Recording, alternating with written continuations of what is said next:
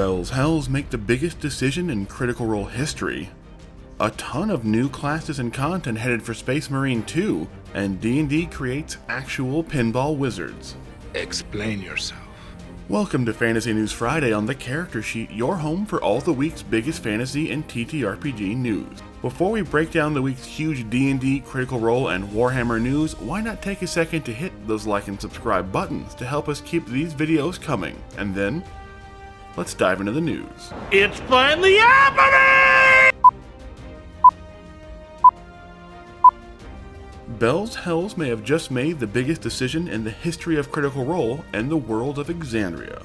In the latest and possibly penultimate episode of Critical Role Campaign 3, we finally got the long-awaited showdown between the real Ludinus and Bell's Hells after a pretty predictable monologue from the Ancient Elf. But during the entire fight, Ludinus seemed oddly unconcerned with the party, focusing mainly on breaching the magical membranes that made up the Cage of Predathos, to the point where even the cast members thought something weird was happening with the way he was behaving so casually.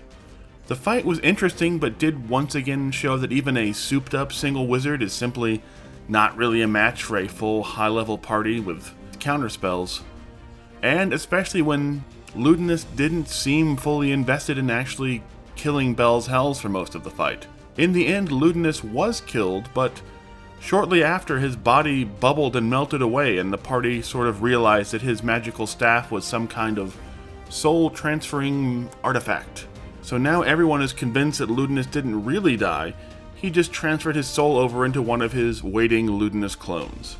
But after that battle, even Aurum, who had been the one real champion of Team Save the Gods, kind of caved in after he finally realized that everyone now knew about Predathos and could find the location of their prison.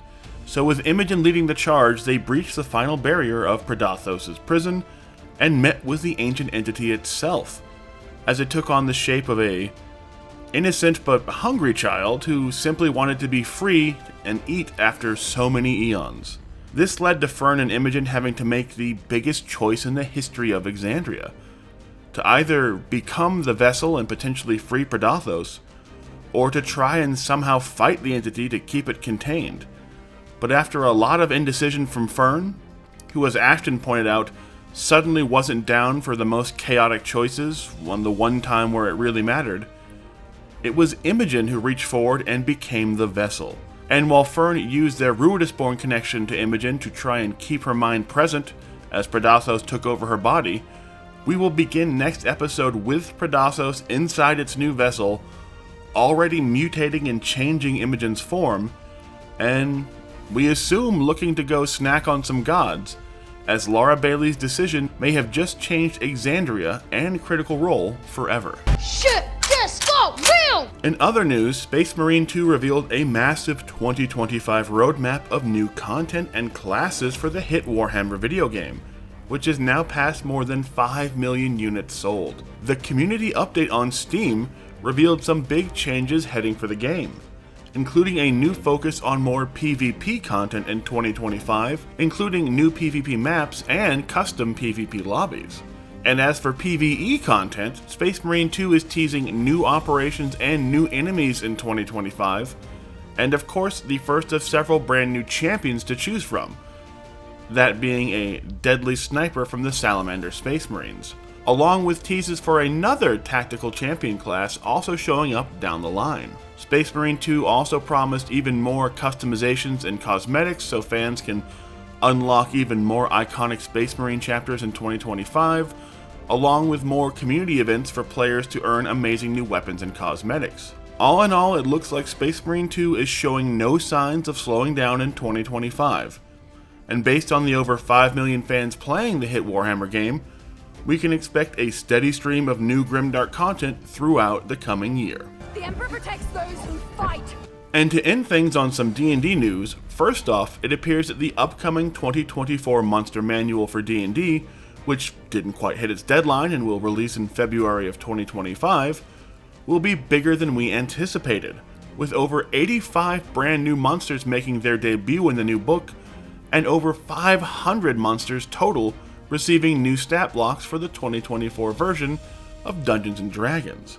That detail, which was buried inside their community post on D&D Beyond about Dungeons & Dragons plans for 2025, could make the Monster Manual worth the wait, as the original 2014 version of the Monster Manual had just over 350 monsters. So while we may not have gotten the new 2024 version in 2024, it will be showing up with about 150 more monsters than the original 5e edition. So at least this new version of the Monster Manual is showing up with a ton of additional content. It's about damn time.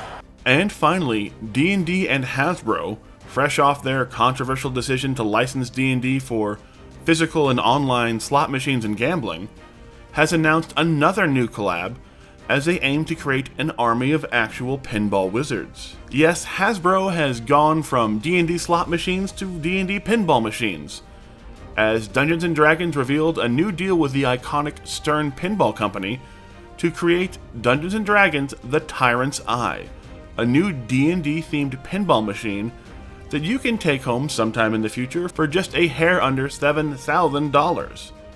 So far, all we know about the machine is that despite it being named The Tyrant's Eye, it appears to feature a mechanical red dragon and not a beholder as the main attraction of the game, but we'll have to wait for more details to arrive at next week's Consumer Electronics Show in Las Vegas to find out more about D&D's first official pinball machine in many decades. And that's all we have this week on Fantasy News Friday. Let us know what your favorite story was down in the comments, and don't forget to hit those like and subscribe buttons.